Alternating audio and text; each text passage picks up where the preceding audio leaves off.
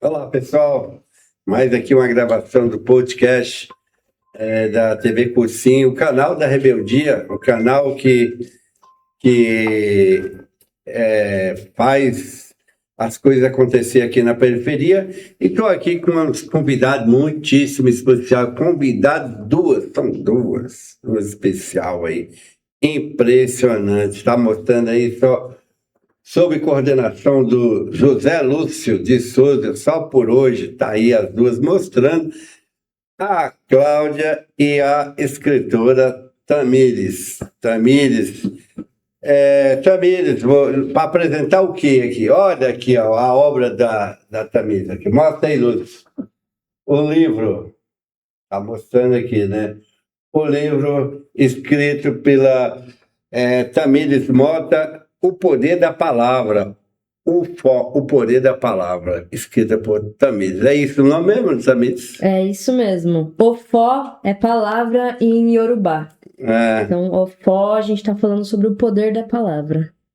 Aí, no lançamento do livro, eu perguntei que poder é esse, que a gente vai tentar entender esse poder da palavra. Que, na verdade, o livro é uma biografia da Cláudia, que está aqui, né? O seu nome completo aqui na sua transição muda, né, Cláudia? É isso. Como é que chama todinha aqui? Sou Ialorixá Cláudia Joian. Isso, que o seu nome original é Cláudia Maria. Cláudia Maria, né? Porque na tradição, que não é só africana, né? Tem outras tradições até no Ocidente, na Igreja Católica, muda de nome também. O Papa hoje é Leão, o outro era Francisco, então você adequa o nome, qual a origem disso aí? O nome é quando o nome urbano ele dá caminhos, né? Como esse que eu carrego. E a Lorixá é aquela que tem um segredo ancestral.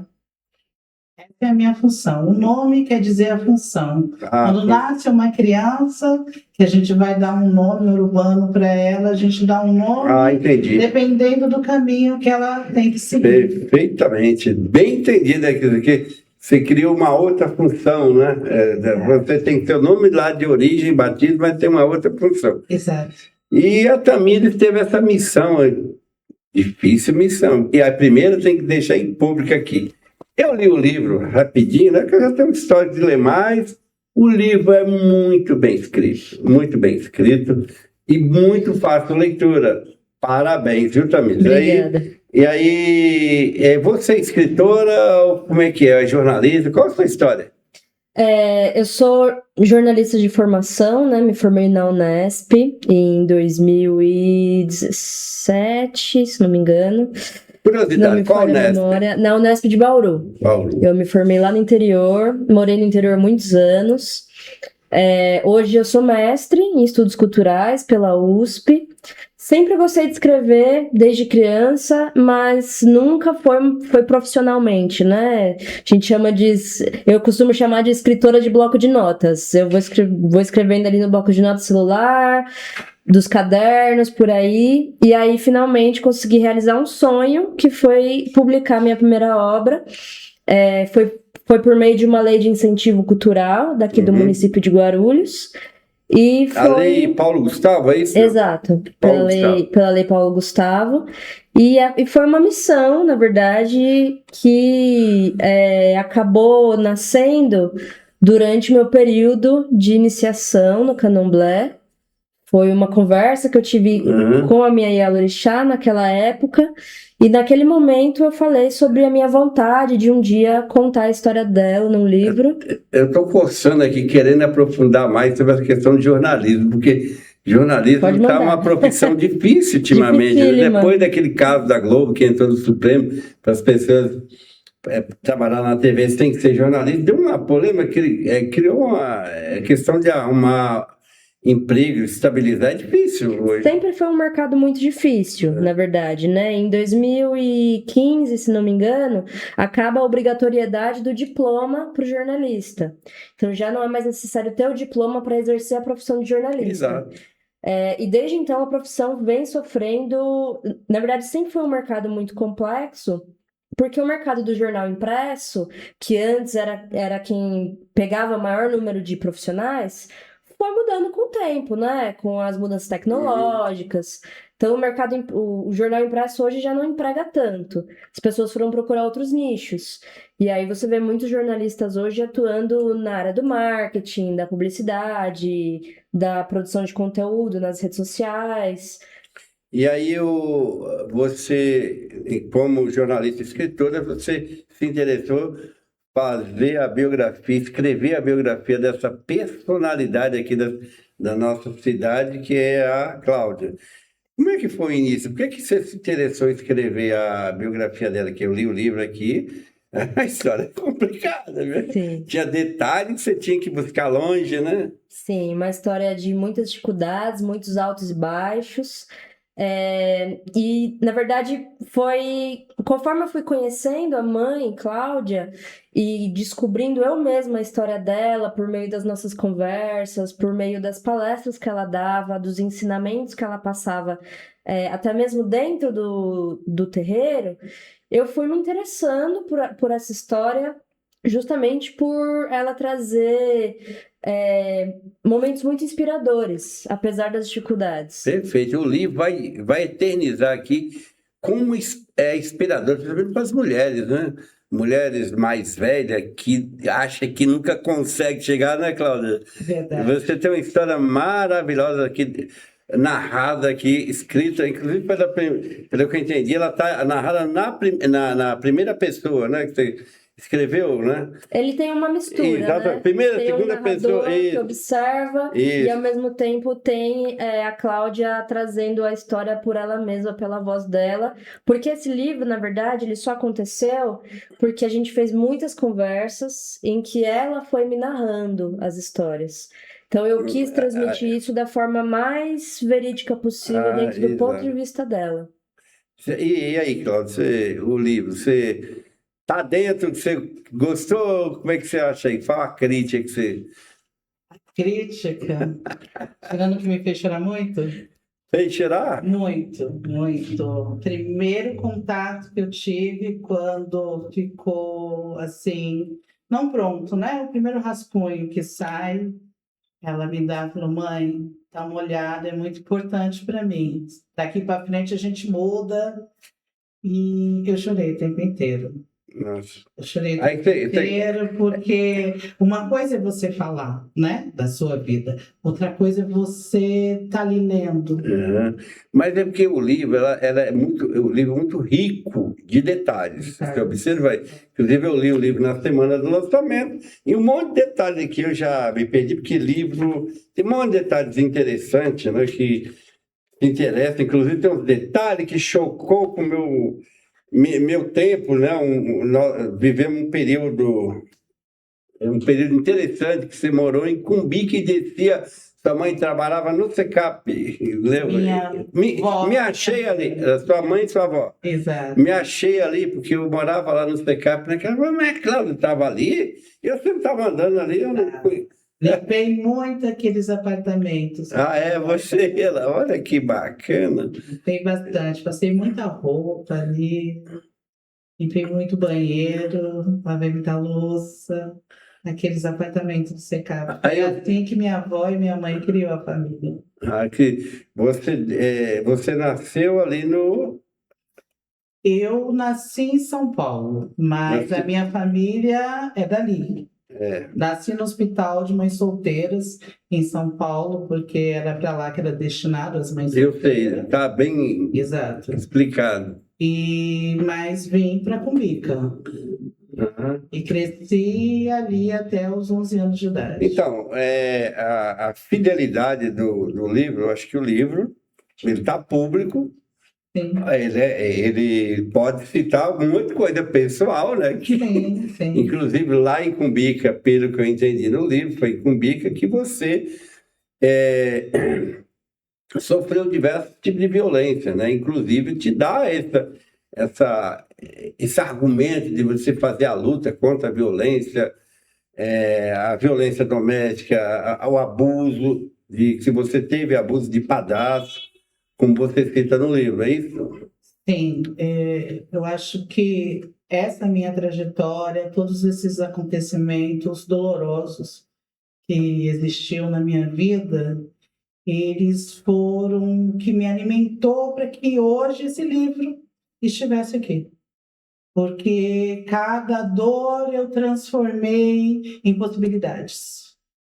Cada dificuldade eu transformei em busca. E é isso que eu quis passar para as pessoas. Justamente no dia que nós vivemos hoje, né, com todo esse feminicídio, tudo isso acontecendo, e o que eu quis dizer é que isso não começou agora. Agora eles estão dando visão para isso. Dando visão. Eu também sempre falo isso, né? Inclusive, sobre a questão da violência doméstica, você cita aí uma violência sofrida na feira, na rua, né? Isso na rua, detalhe citado. Eu imaginei assim, se ela estava morando no Pimenta, foi ali na feira do Jurema. Acho que eu estava errado, não, né? Sim. Estava errado? Foi na feira do Jurema. Foi, olha, você não citou, mas eu imaginei. Lembrei do meu tempo que eu tinha que ler livros, citava personagem imaginário. Não, foi na feira do Jurema. Você não citou, mas eu imaginei que fosse. Foi um fato. Pois é, tá vendo? Hoje você é uma pessoa com argumento para debater sobre esse assunto, né? Felizmente ou infelizmente, né? A gente tem argumentos porque a vida me trouxe esse papel, né? É vivência. O meu argumento é minha própria vivência. Que, de uma certa forma, me facilita um pouquinho mais a poder atravessar por esse campo, né? A poder orientar pessoas que estão passando por isso, porque eu vivenciei aquilo, né? Uhum. Então, quando a gente vive, tem um senso de compreensão ao outro com mais leveza, vamos se dizer assim. E as coisas vêm andando e as coisas acabam encaixando. Você foi privilegiada até a Tamires para escrever isso, que realmente foi privilegiada muito bem... fui eu. Eu me porque sinto a Tamires absolutamente privilegiada. Nossa.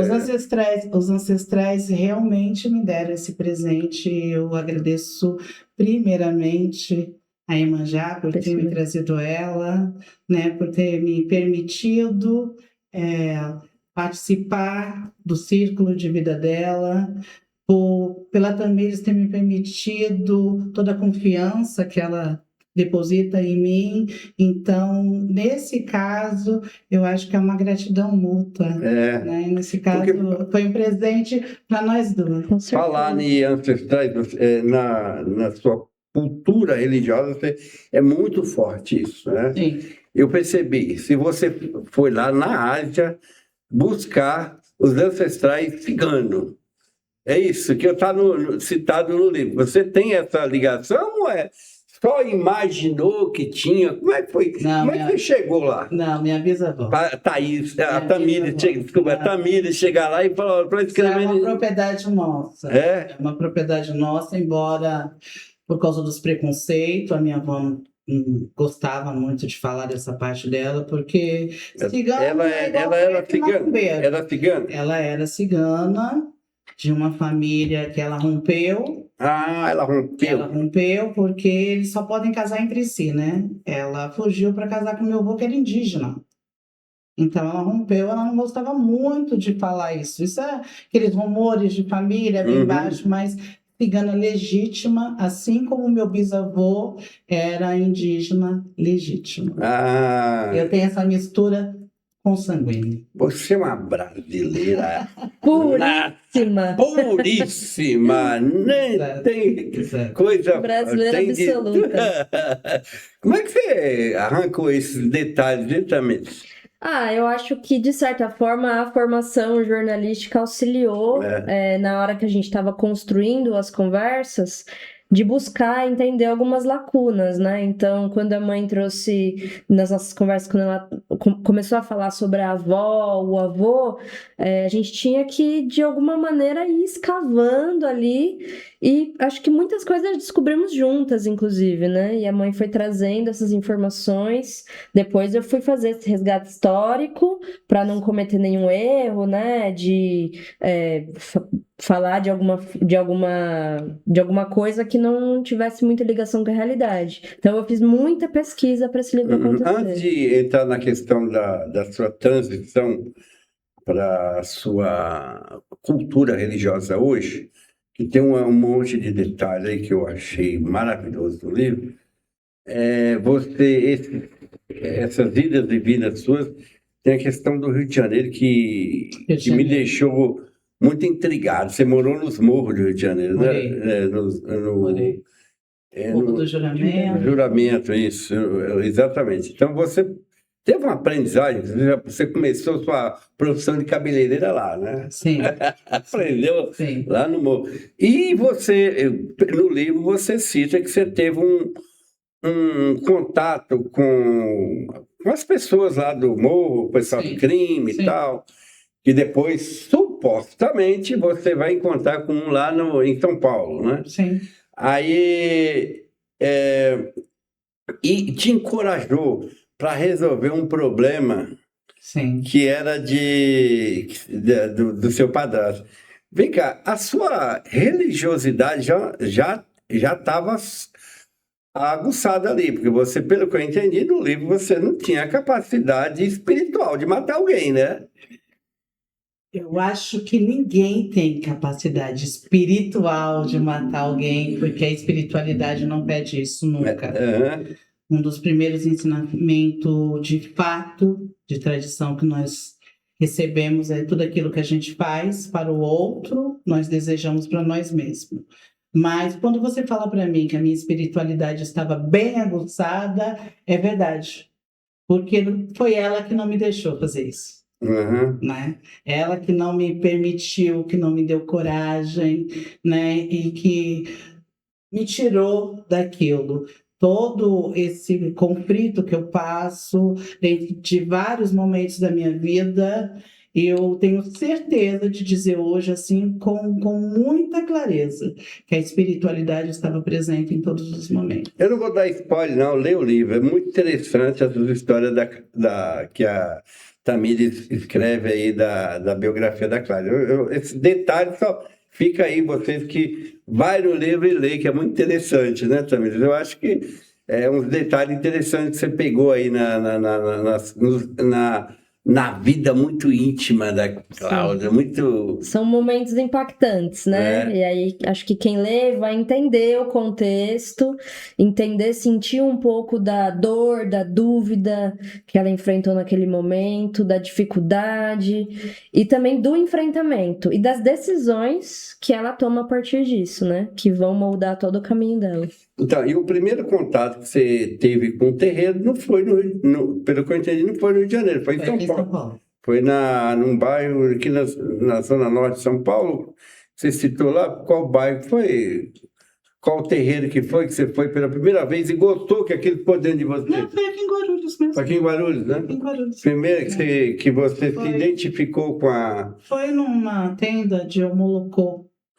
Uma tenda de Omolocô, que é uma nação já... Hoje eu sei que é uma tenda de Omolocô, né? Mas na época eu entendia que era uma pagelância, que tinha muita coisa com caboclo, outros conhecem também com uma leve visão de Umbanda, mas hoje, sendo uma profunda estudiosa, né, da questão espiritual, eu entendo que era uma tenda de Omolocô, uma nação que está quase extinta no Brasil, e ali eu recebi os primeiros cuidados com a espiritualidade. Foi crucial na minha vida, porque epilética, caía em todo lugar, né? Me machucava até muito com as quedas, naquela época que as ruas eram de pedras, né? Barro, e se machucava muito.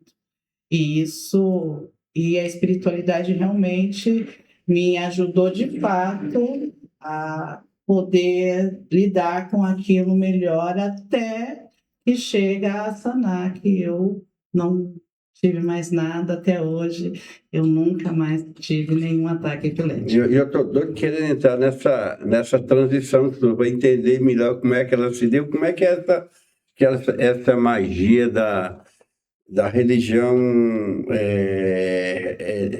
seja o candomblé, seja a Umbanda, que são várias, né? Várias denominações que dá aqui. Infelizmente, nós temos muito problema ainda, nós ainda temos esse problema de preconceito contra as religiões de matriz africana. E no livro você deixa bem claro isso aí, né? Que você passa, você foi lá na palestra, que você foi na PUC, você tinha que ir com toda vestimenta, ficar com dificuldade de ir. Isso ainda é um problema? Sempre, infelizmente sempre, mas tá tudo bem. Hoje eu sei lidar. Difícil era quando eu não sabia lidar. Hoje é um pouco mais leve para mim. Não que não doa. Não doa, porque a palavra ela é a arma mais afiada do mundo. Com certeza. Né? Então, o fato de eu saber lidar e ela não doer é bem diferente. Mas quando alguém fala, não, ela ali tá passando sei lá, o que ele fala? Ela é uma macumbeira. Sim. Aí você fala um termo bíblico, Senhor, perdoa aqueles que não sabem o que falam. Poderia até usar um termo bíblico mesmo, porque eu sei que todos esses termos bíblicos saem da nossa ancestralidade, né? Então, ele é muito bem aceito, né? Porque se está falando do grande Criador, e dentro da maioria das pessoas conhece ele como Deus, eu conheço ele como Olodumare, e isso é uma questão de linguagem, né? Não é uma questão de se existe vários criadores, não, só existe um. Agora, o caminho para chegar até ele que são vários, por isso que ele dá o livre-arbítrio, né? Senão não haveria necessidade. Mas não, hoje em dia, quando as pessoas me chamam de macumbeira, eu gosto. Eu gosto porque eu sei que macumba é uma árvore que faz um instrumento. E o instrumento dá o som que traz a música. E se música é harmonia, se música é alegria, pode me chamar de macumbeira quando quiser. Que legal. A espiritualidade dá pertencimento, né? E ressignificação, né, gente? Você também você é filha de santo, fala, sim, né? Sim. Você passa por esse tipo de coisa ainda? Sim. Ou você, por ser branca, é diferente? Não, por ser branca, eu passo por menos situações de determinados preconceitos. Por exemplo, eu nunca vou saber o que é passar por uma situação de racismo. Mas o preconceito religioso, ele tá muito impregnado na sociedade, né? Eu acredito que ele seja mais forte com pessoas de pele escura. Mas isso não significa que ele não deixa de existir. Então, já passei, e acredito que é um papel fundamental das pessoas brancas nos terreiros serem parte ativa nisso, de combater esse tipo de preconceito, principalmente sabendo que são as pessoas negras que vão passar mais. Mas vamos fazer uma reflexão sobre essa questão da não aceitação da crença alheia? Você acha que tem um determinado momento que vai acabar? Porque vamos partir do princípio que é o seguinte: em um determinado momento havia um segmento religioso aqui, no caso evangélico, que era super, o pessoal não aceitava. Hoje não, muito diferente. Eu acho que isso aí tem uma tendência da evolução humana natural acabar com isso. Qual é o problema de você seguir religião A ou B? Eu acho que continua naquilo que a gente acabou de falar, né? Se ele quisesse um culto só, se ele quisesse um caminho só, ele não tinha dado o livre-arbítrio. Então, ele mesmo deu essa livre escolha para todos nós. E religião é algo criado pelo homem, não é criado pelo Criador. Religião é uma escolha do homem criado pelo homem, né? Nós de matriz africana... E com todas as falhas. E com todas as falhas que todos nós, seres humanos, temos. Exatamente. Né? Mas a fé, né? Eu costumo dizer que religião é esse negócio de ir para cá, né? Então, a gente fala sobre a fé. A fé é uma escolha que cada um tem a sua. E tá tudo bem. E essa fé dos povos antigos, o que ela diz para a gente, essa fé? Nós acreditamos na natureza. Nós somos filhos da natureza.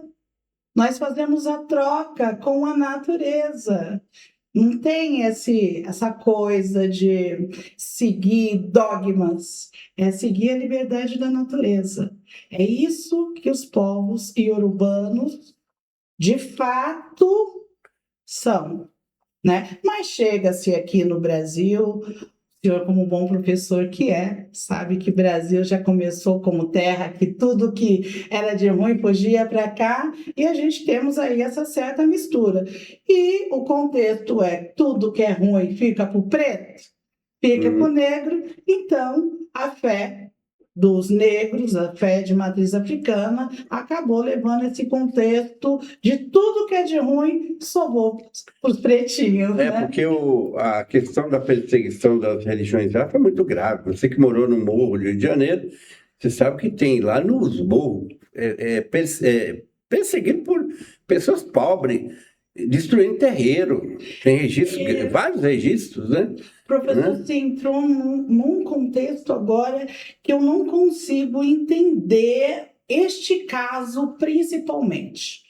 Como você consegue falar de Deus, do grande Criador, falar por Ele com uma arma na cabeça. Enquanto propaga violência. Enquanto você está ali acabando com famílias, destruindo família, porque você está mexendo com fortemente produtos que acabam com família, são drogas que destroem família. Essas mesmas pessoas que dedicam a vida a destruir famílias estão ali diminuindo a outra em nome de Deus. Eu não consigo compreender isso, professor. Como, sabe, a coisa chegou tão grandiosamente para um lado que um traficante se sente no direito de porque ele segue a palavra de Deus. Então, Deus dele, ele permite que ele seja daquele jeito. Ele permite que ele pode acabar com famílias usando tráfico. Mas o Deus dele não permite que pessoas como nós possamos usar a natureza para poder nos transmutar. Eu não entendo. Foi a mãe de Santa Estela, na Bahia, se não me engano, que ela falou, eu não estou lembrado se foi ela, mas ela falou assim, não podemos louvar os nossos algozes, esses algozes que nos massacrou, nós não podemos sempre lembrar deles, né?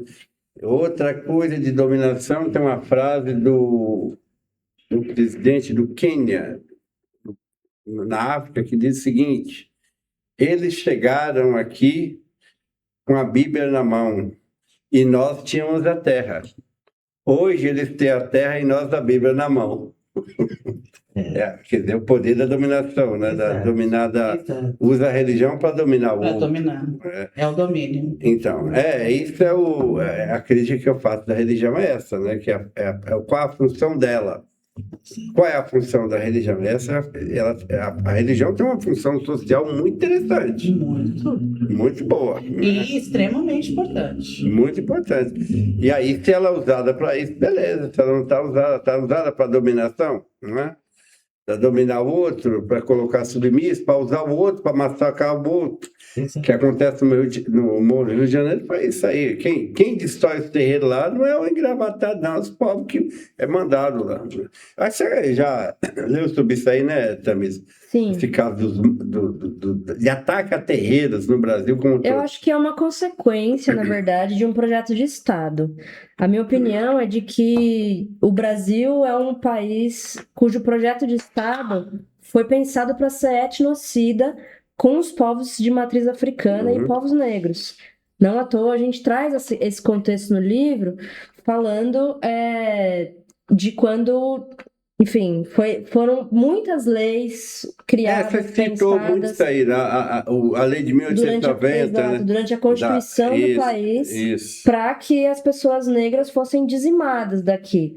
Então, eu acredito que a destruição do terreiro, ela é um resquício desse projeto, que desde o início tem o objetivo de dizimar os povos pretos e que professam a fé de matriz africana. Então, é uma das consequências, entre muitas outras, né? O racismo estrutural é uma outra consequência, enfim, o que a gente vê na televisão hoje, da maneira como as forças policiais agem diferente com as pessoas que têm pele negra, pele escura. Então, tudo isso, para mim, é um. Vem cá, o que é que nós estamos fazendo para combater o racismo? No caso, na minha opinião, sempre é pela educação, né? Amanhã mesmo eu até convido que vocês virem aqui ter uma aula, eu dou uma aula sobre racismo. Vou fazer um mexer meu aqui. Eu tenho pessoas adultas que vai trabalhar de porteiro, contador de acesso. Eu falo, você pode trabalhar de porteiro, nós vamos dar um curso aqui, mas você não pode ir racista. Você não pode ir, ou pelo menos sair daqui pensando sobre o que é o racismo estrutural. Porque às vezes você reproduz o racismo, você não está sabendo, você não sabe.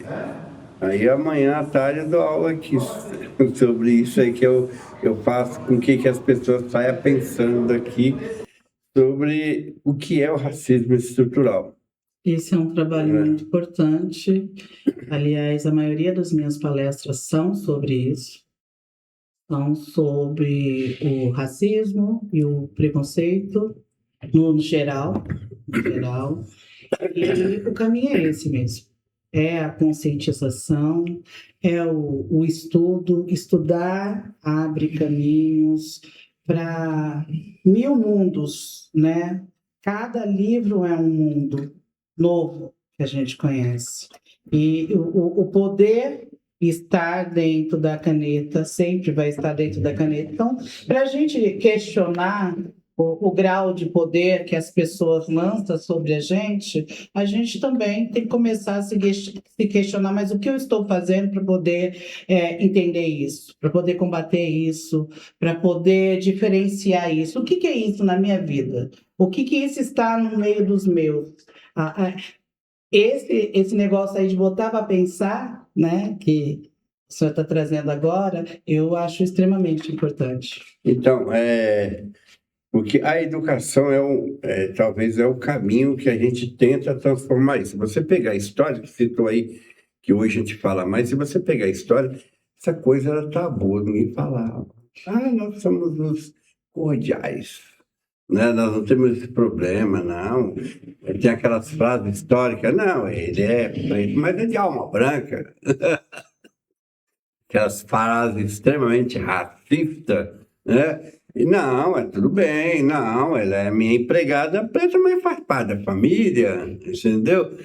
Então, aquela cordialidade que vem, eu acho que veio até os anos 80 e foi tão questionada pelos movimentos negros, inclusive eu participei de movimento negro, inclusive o cursinho que eu coordeno hoje vem de movimento negro, né? Do lado da Educafro, daqueles movimentos do Frei Davi. Então, hoje se fala mais, hoje mete o dedo na ferida, né? Eu acho que está nessa linha, né? Hoje nós temos a mídia social, né? Por isso que eu acho que ficou mais aberto. Mas sempre foi uma coisa velada, sim. Sempre foi cochichada, uma coisa como isso que o senhor trouxe bem claro agora. Não, eu não sou racista porque eu tenho um amigo que casou com uma pessoa negra e meu avô era negro. Meu avô era negro, e assim vai se multiplicando. Mas a Tamires trouxe uma palavra muito certa. Por mais que ela esteja nesse meio, né? Mas ela não vai saber jamais o que uma pessoa negra passa.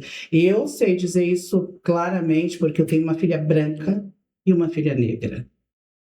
Criada da mesma forma, sai do mesmo útero, mas as mesmas portas que se abrem para minha filha branca não se abrem para a minha filha negra. Tanto que é muito fácil descobrir qual das duas é advogada, né? Então tá certo. É simples, é saber. Ela ainda está estudando direito, mas o porquê que ela vai para esse caminho, né? Porque não é fácil ainda, nos dias de hoje, ser uma pessoa negra em qualquer grau dentro da nossa sociedade, que é extremamente preconceituosa. Então, vamos entender aí o seu caminho para entrar no mundo da religião, ou desse encontro com... Como é que você falou mesmo no livro? Com a fé, né? Com a fé. Encontro com a fé. Que você relutou, teve problemas, você atribui ao quê? Eu vou citar uma coisa meio dolorida aqui, que você... Eu não sei se está nas entrelinhas direto ou indiretamente, porque essa Tamires é danada, viu? Ela escreve bem demais. Ela deixa você pensando, né? Que você atribui o falecimento do seu filho, inclusive dia 14 de janeiro de 2002, é uma data para mim importante, mas você atribui essa falta, né? Ou você atribui a cura da sua filha, que estava com leucemia, segundo está escrito aqui, estava com leucemia e ela curou, e você atribui Eu entendi assim, em metáfora, que a não cura do seu filho foi a não fé sua também. Ou você não estava lá? Me explique esse negócio direito aí. Uma coisa levou a outra. Que é muito dolorido para você. Uma coisa levou a outra. Esse não era o caminho da aceitação da fé. A aceitação da fé, ela foi lá atrás. Esse era o caminho da aceitação de liderar essa fé. De ser uma líder. E liderança, perfeito. Exato, de ser uma líder espiritual. E para mim era muito difícil aceitar ser uma líder espiritual dentro de toda essa conjuntura que a gente está conversando aqui. Imagina ser uma líder espiritual de matriz africana dentro de uma família totalmente protestante, católica. Sua mãe extremamente católica. Minha mãe é até hoje extremamente católica. Ela é ministra da Igreja e do Coração de Maria. Coração de Maria, super católica. Super católica. É a linha bem conservadora da igreja. Eu tenho um orgulho danado dela. Foi muito difícil no começo. Para ela aceitar, né? A aceitação, mas hoje também o próprio catolicismo, ele passa por essa renovação carismática, né? E a coisa começa a ficar um pouco mais branda. E ela recebe cursos na igreja e com a ligação do interreligioso, que é a junção de todas as religiões pela paz, né? Isso já ficou uma coisa mais leve dentro dela. Mas essa época aí foi realmente uma coisa ligou a outra, porque foi um tempo muito pequeno, muito curto. Eu já sabia que eu tinha um destino de liderança religiosa, porque isso não é uma coisa que parte da gente, isso vem dos nossos ancestrais, mas foi um período muito pequeno um do outro. Fazia praticamente 6 meses que eu tinha perdido meu filho.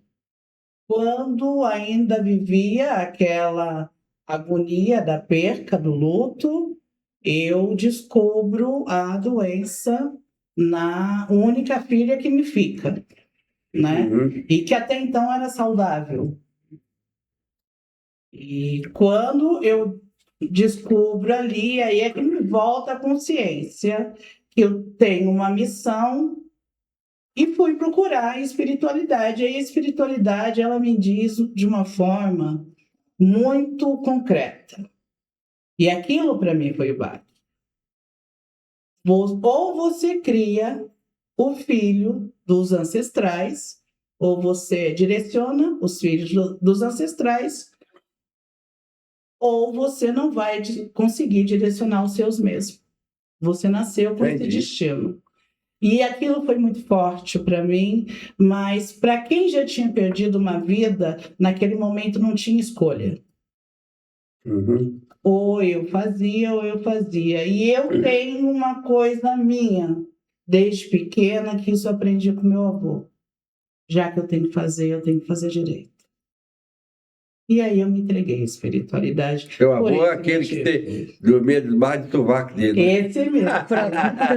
Esse mesmo, José Rodrigues.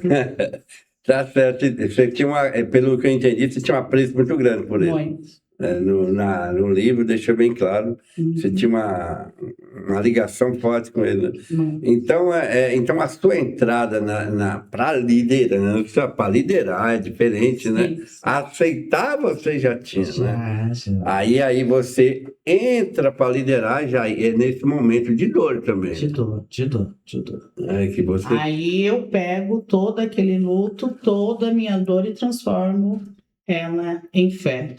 E transformo ela em ferramentas para que eu pudesse levar adiante. Aí você se tornou a mãe de santo, pode dizer assim, não? Sim, aí eu mais conheci. Para mim virou você. Vou dar uma de ignorantão que eu sou nessa área. Virou a mãe menininha de Cantoá, porque para mim mãe de santo era uma coisa intocável, não tinha problema, era santa, não tinha sofrimento, não sofria, era tudo perfeito. Pelo menos eu tinha imagem, né? Lendo o livro, eu mudei a minha imagem. Descobriu que é uma mulher de carne e osso. Descobriu que sofria também. Não é uma mulher maravilha. Pessoa que viveu violência. Para mim era Mulher Maravilha, né? Dos quadrinhos lá que não sofria. Tudo perfeito, tudo bela vida. Ela chegava, passava a mão, transformava tudo. E aí eu mudei as ideias, falei, nossa, mãe de santo é sofrida. É um ser humano. Eu vou trazer agora uma visão da psique. A grande luta dos adolescentes é exatamente essa. De repente, eles enxergam o pai e a mãe que é santo, que é o super-homem, a Mulher Maravilha. De repente, os adolescentes enxergam que eles não são isso. Claro. Então é fácil falar, os aborrecentes. Não, eles foram construídos uma criança até então que os pais eram perfeitos, não tinham erros, que os pais eram aquilo, que os pais eram intocáveis. E de repente o adolescente ele começa a enxergar o mundo que os pais não são isso. E aí é que chega o conflito. Dentro da psique é o mesmo conflito que você chegou agora. Você tinha uma noção da mãe de santo assim, a santa, a Mulher Maravilha, mas não, nós somos de carne e osso. Nós também estamos nesse mundo de transformação. Para nós, urbano, esse é um dos 9 mundos que nós chamamos que é o mundo da transformação. E todos que vêm para cá, eles precisam ter uma evolução e se transformam de alguma forma. Então, é dentro desse contexto que eu trago esse lixo da psique, né, que acaba esse grande, como você disse, né, você acabou desconstruindo uma coisa que estava construída em você, que a gente era isso.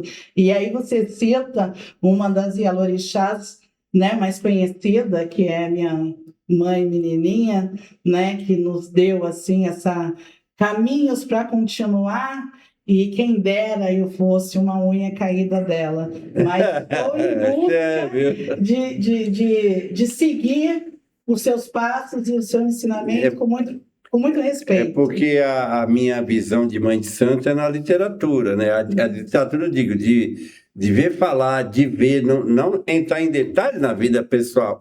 E sempre achava, nossa, essas mães de santo passam uma serenidade, uma verdade. Parece uma deusa, né? Aí veio aqui o livro a biografia da Cláudia, não é nada disso. É uma deusa também. É uma deusa. É uma deusa também. Eu estou em palestra, aí as pessoas sentam para conversar comigo depois de palestra e falam, nossa, você passa uma calma, você passa uma suavidade que a gente chega a ficar leve. Nossa, teve um dia que eu tinha acabado de sair do hospital, eu estava com tanta dor. Eu estava com muita dor, mas eu tinha que ir para aquela palestra. Estava assim, tudo de cabeça para baixo. Minha filha para ganhar neném. Eu tinha que dar vida. Eu tenho uma vida. Eu cheguei lá na palestra e fiz o meu papel e o resultado é esse. São quando as pessoas falam, você traz leveza. Porque é isso que nós temos que levar. Exatamente. É essa visão que eu tinha. Que a gente é essa visão que eu tenho de Mãe de Santo, a leveza. O professor, ele também é um ser humano. Às vezes ele está passando conflitos mil em casa. Exatamente. Mas a aula dele não muda. Exatamente. A aula dele, ele precisa passar o ensinamento. Não tem diferença de dentro da fé. Nós precisamos ser aquilo. É lógico, né? Por isso é que nós temos o outro para cuidar da gente. Para que isso não caia, não para, né? E aí a gente vai seguindo. Mas eu gosto muito de quando as pessoas me trazem isso, eu trazer esse lixo com a psique. Aí você seguiu a sua vida como iniciou aí sua trajetória. Pode falar sacerdotal? Não, tá errado, né?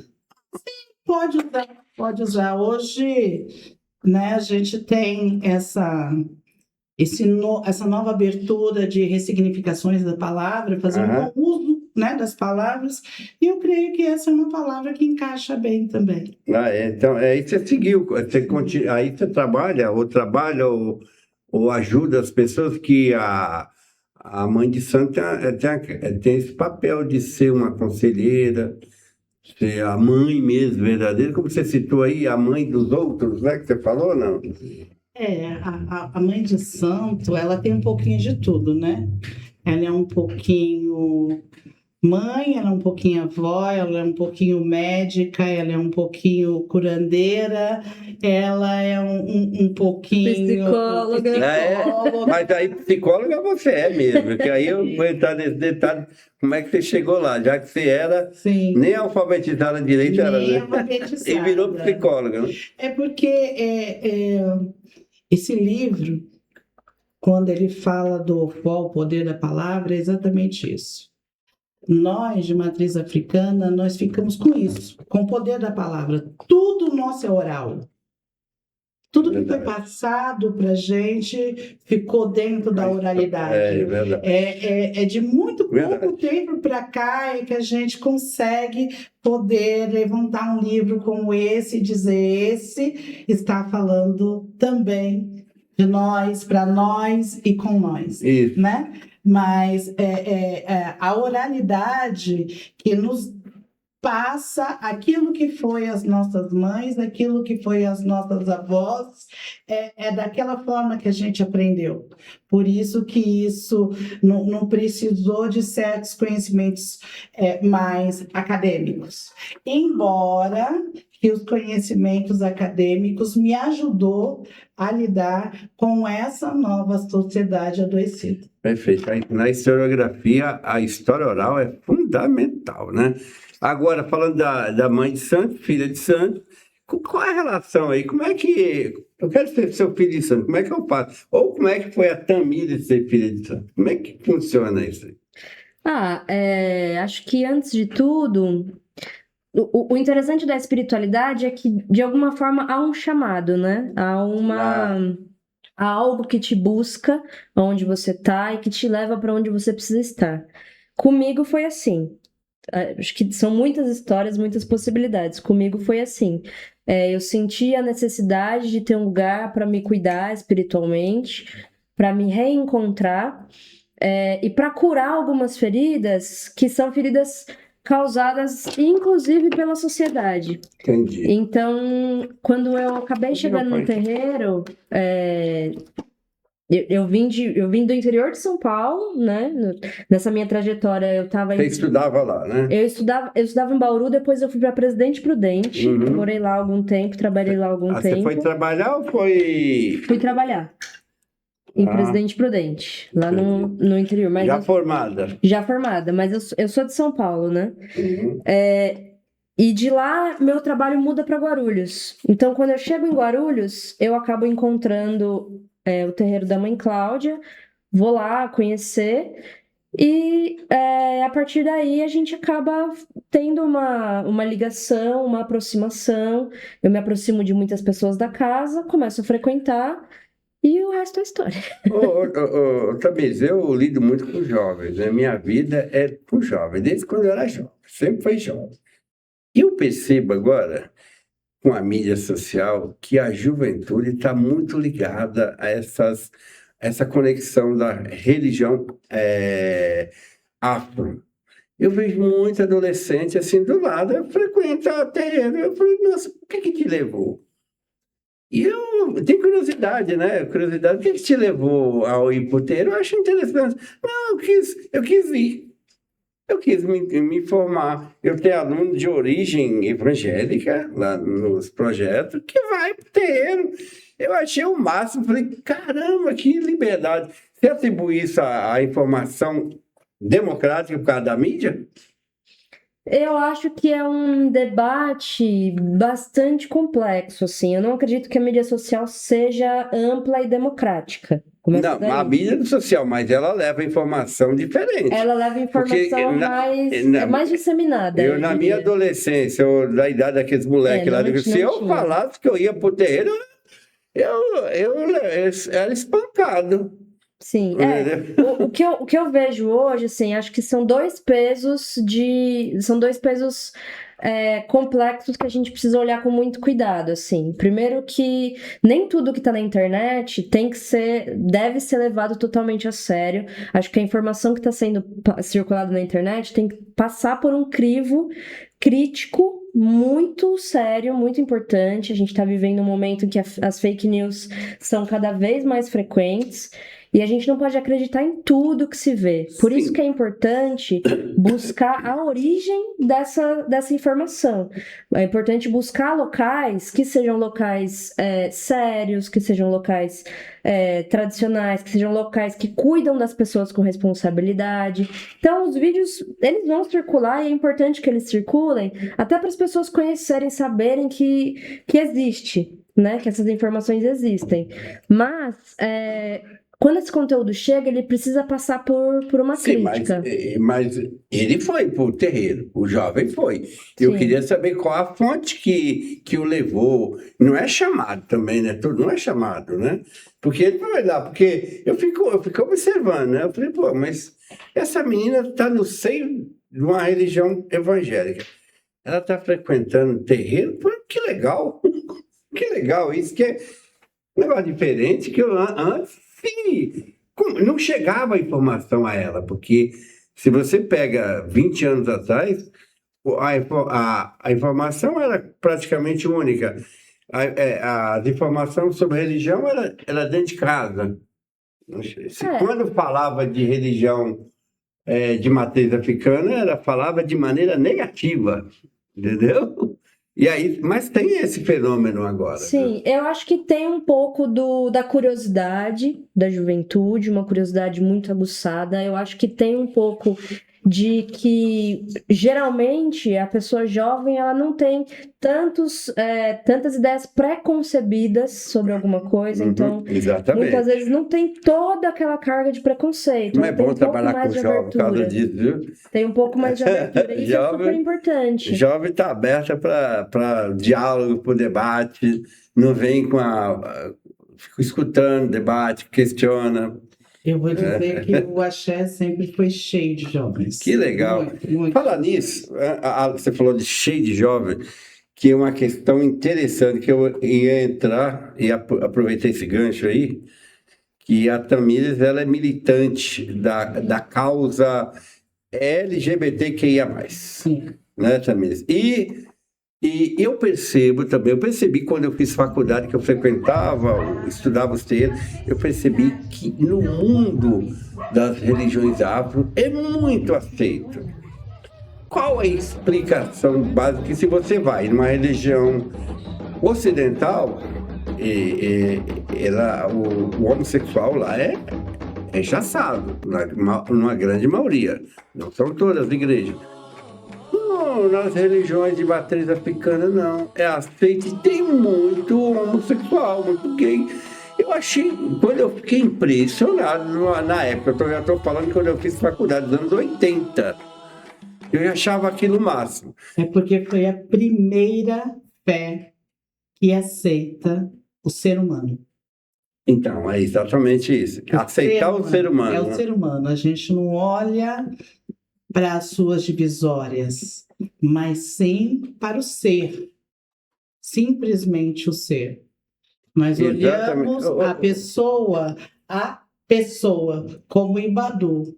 A pessoa, ela é a semente sagrada do universo.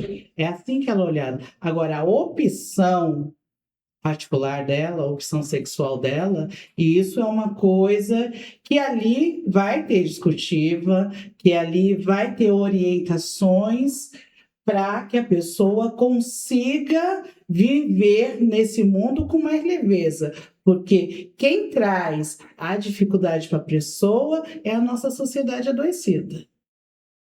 É isso. Então, a religião de matriz africana ela é cheia porque ela é a primeira que abre para o ser. Mas isso existe mesmo, também.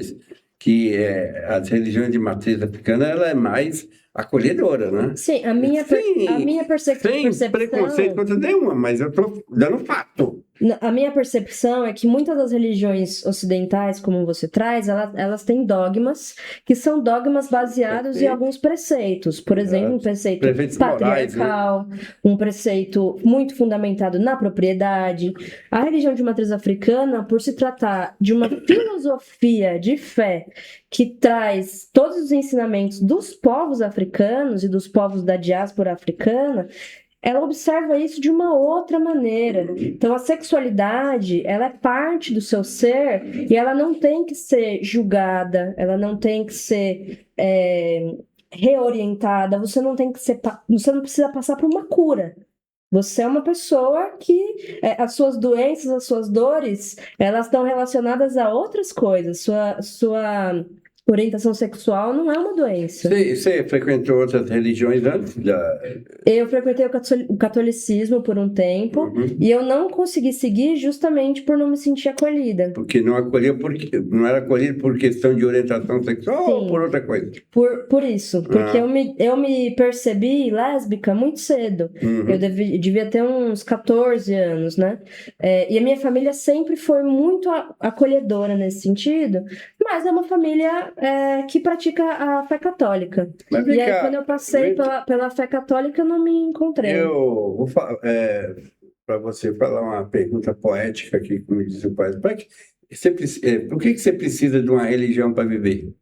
Como diz o poeta. A gente não precisa de religião para viver. A gente não precisa de religião para viver, mas a religião, ou melhor, a espiritualidade faz com que a minha vida seja melhor. Minha vida é mais completa, minha vida é mais potente, minha vida me faz encontrar a minha missão. Eu acho que o papel da espiritualidade é esse, é fazer você encontrar a sua missão e ser feliz no corpo que você tem, da forma como você passa a se aceitar, você encontra o seu caminho. Esse tem que ser o papel da espiritualidade, independente da religião. Não esqueça que nós estamos falando aqui do livro, aqui escrito por Tamires, O Poder da Palavra, e aqui a biografia da Cláudia, que está aqui falando muito bem aqui sobre a história dela, que ela agora mãe de santo, né? Quanto tempo você já está de mãe de santo? 26 anos. 26, né? É uma caminhada boa, né? Que já está... Dentro da nação eu tenho 34 anos, como iniciado dentro da nação. Mas como Ialorixá são 26, estou indo aí para 27 anos. No dia a dia, o que faz a mãe de santo? Orienta. Além de cuidar de casa, a pessoa Cláudia tem um dia a dia a pessoa Cláudia é mãe, a pessoa Cláudia é esposa. Pega ônibus. A pessoa Cláudia dirige agora.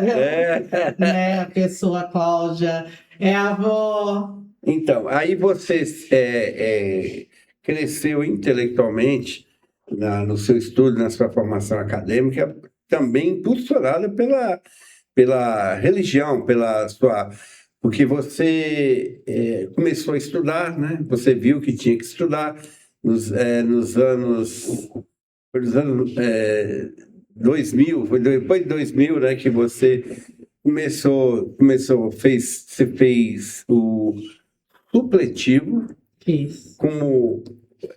como toda aquelas pessoas mais velhas tinham dificuldade. Eu fui muito professor de supletivo, orientei muita gente de supletivo.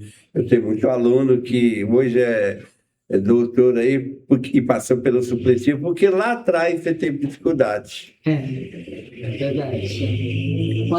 Quando criança, eu repeti a primeira série 2 anos e a professora falou que só ia me passar para a segunda série porque eu estava muito grande para ficar no meio dos pequenos.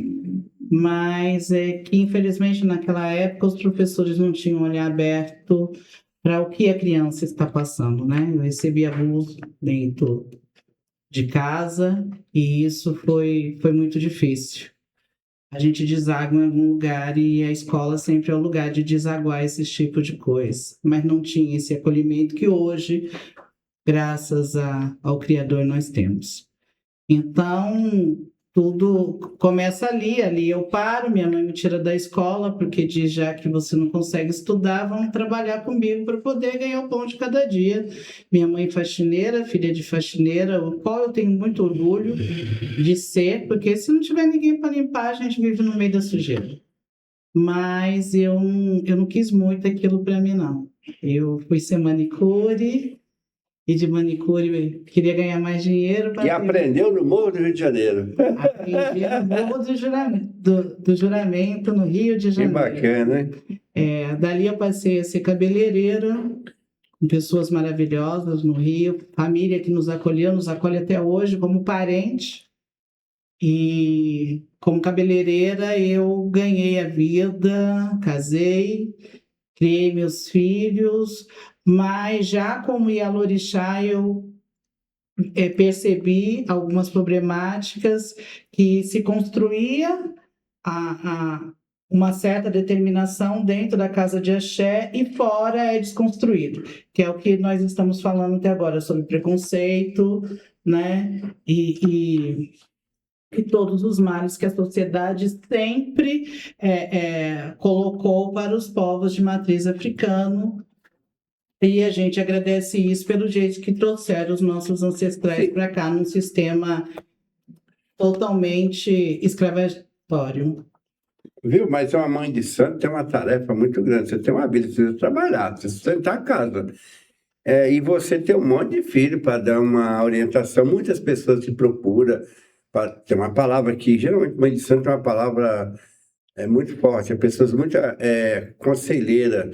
Que tempo que você tem para trabalhar, para colocar comida em casa?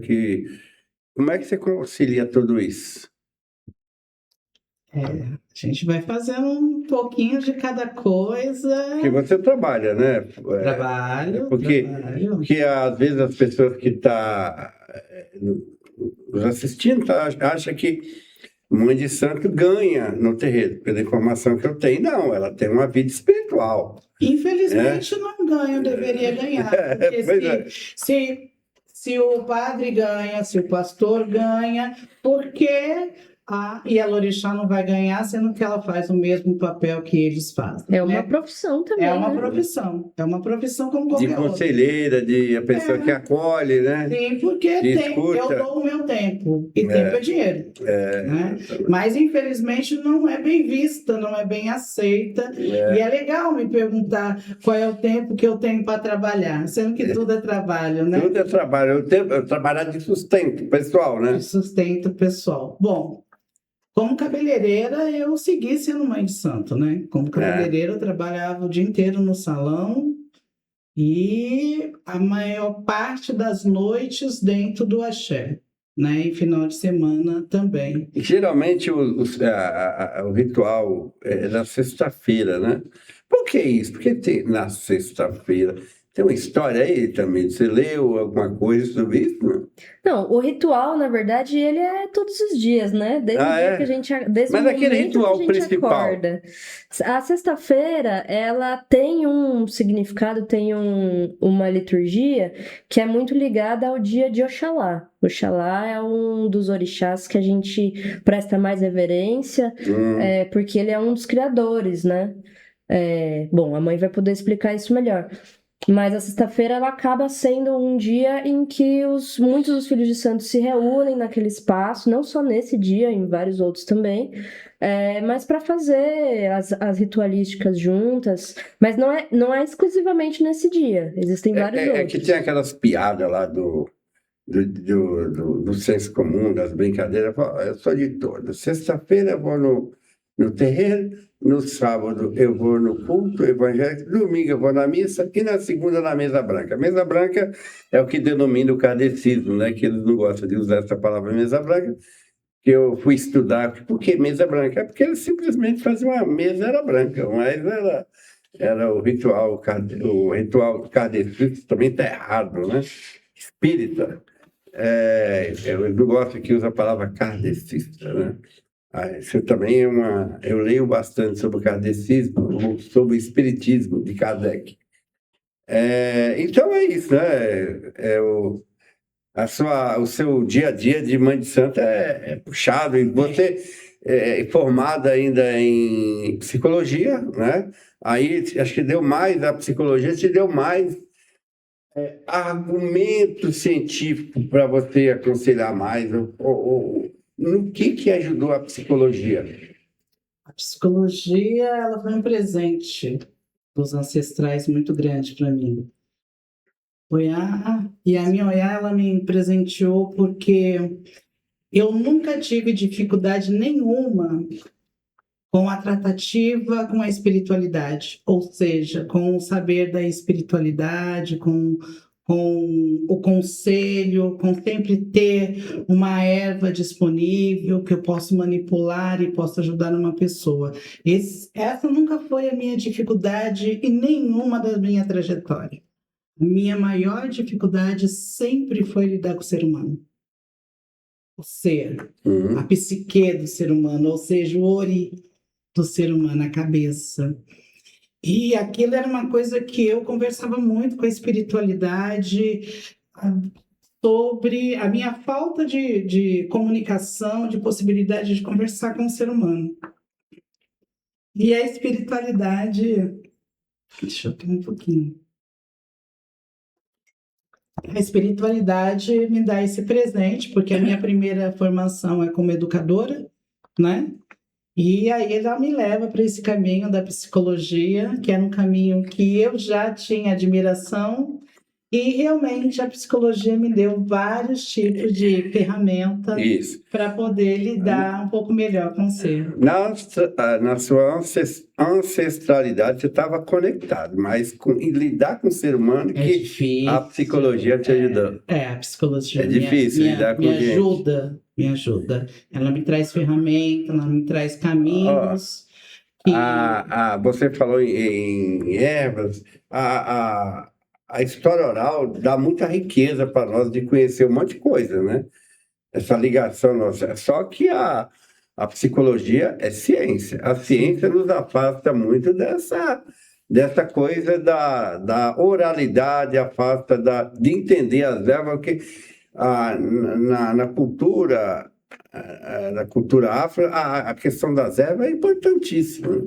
Fundamental. Se orixá, sem as ervas não tem nada. Então, mas aí a gente fala de um erva hoje para molecada, eles não sabem. Então, manter essa cultura aí é fundamental. Fundamental. Mas muito engraçado o que você trouxe agora, né? Tá aí uma coisa que a gente precisa pensar e estudar cada vez melhor sobre isso. Que a espiritualidade é uma coisa e a ciência é outra.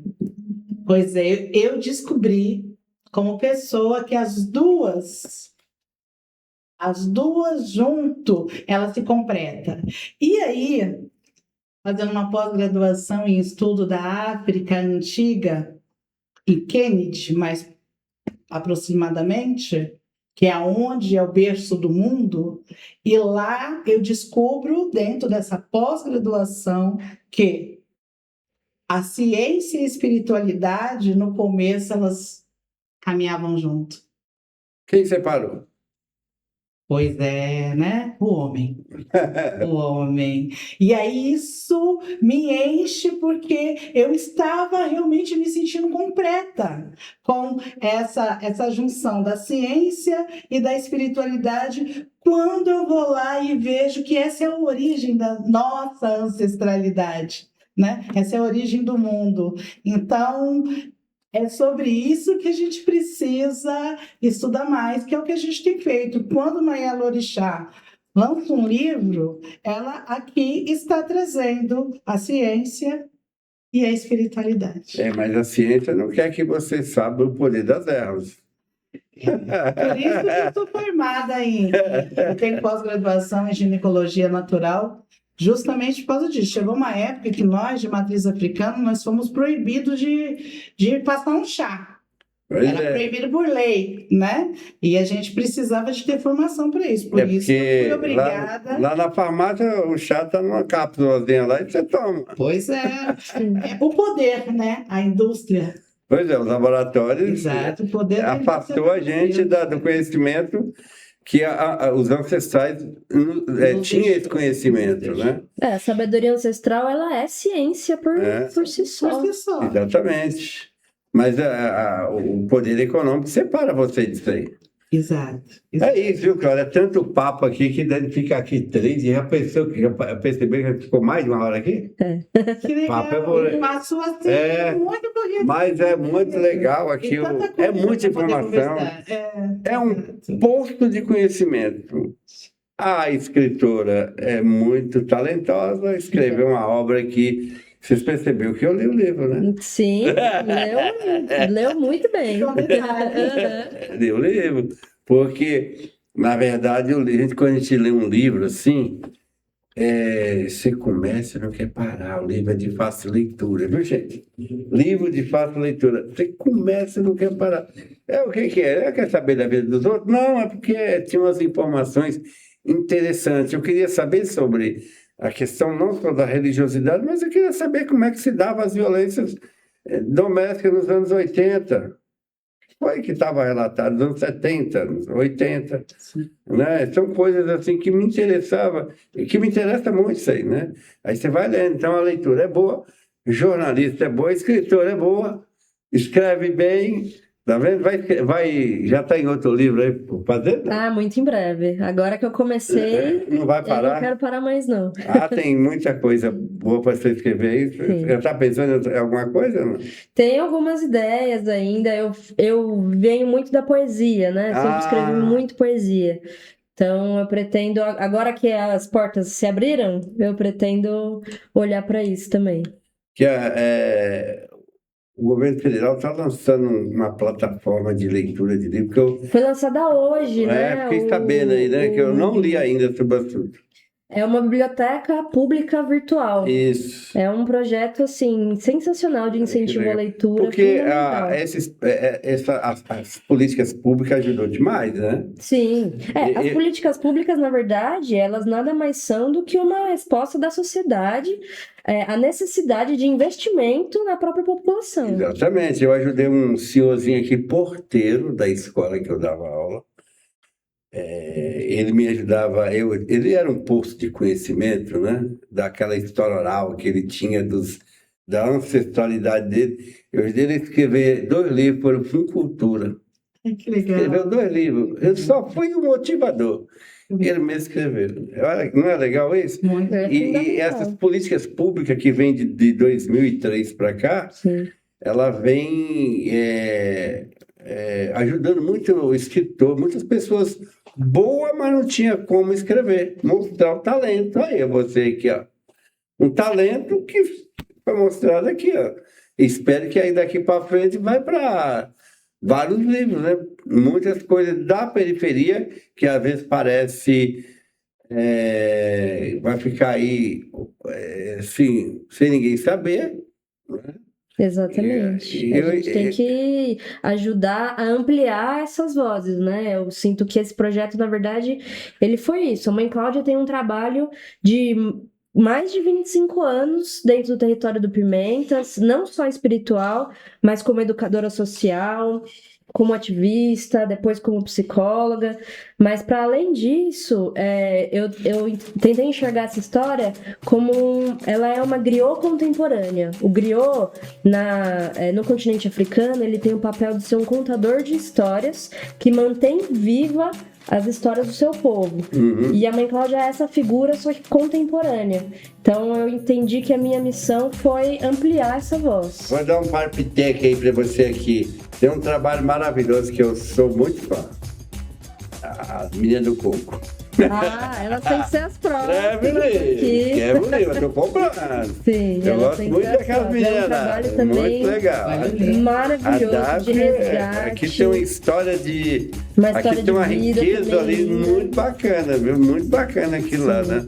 Elas fazem um trabalho de resgate da cultura popular que é fundamental. Então, espero que você escreva mais livros, mas a população vai estar esperando mais outros livros como esse aqui.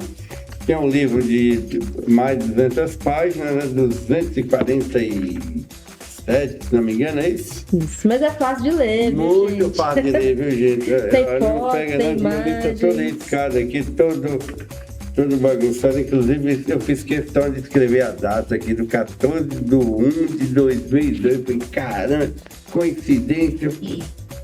Essa data foi importante para mim, mas foi uma tragédia na vida da Cláudia, mas foi uma transformação, né, Cláudia? Então, marcou a chegada dessa líder religiosa. É isso. Eu acho que o papo foi bom, espero que tenha gostado. Pessoal, e leia o livro, tá com... Lê esse livro aí que é maravilhoso, faça leitura. Livro muito interessante, umas informações muito interessantes para quem quer, para quem gosta de ler. É uma leitura bem simples, né? Até eu li. Teremos alguns exemplares na biblioteca do é verdade. Como é que eu tenho acesso ao livro? Primeiro a gente vai deixar alguns exemplares lá. A gente na biblioteca? Na biblioteca do cursinho, sim. E aonde outros locais mais? A gente vai fazer uma circulação aí pelos próximos meses em alguns espaços. De acordo com o projeto, vocês têm que apresentar, não? Isso. Aí... Tá convidado a apresentar no cursinho? A gente vai lá de novo. Na aula. Porque todo ano eu levo lá A gente vai lá de novo.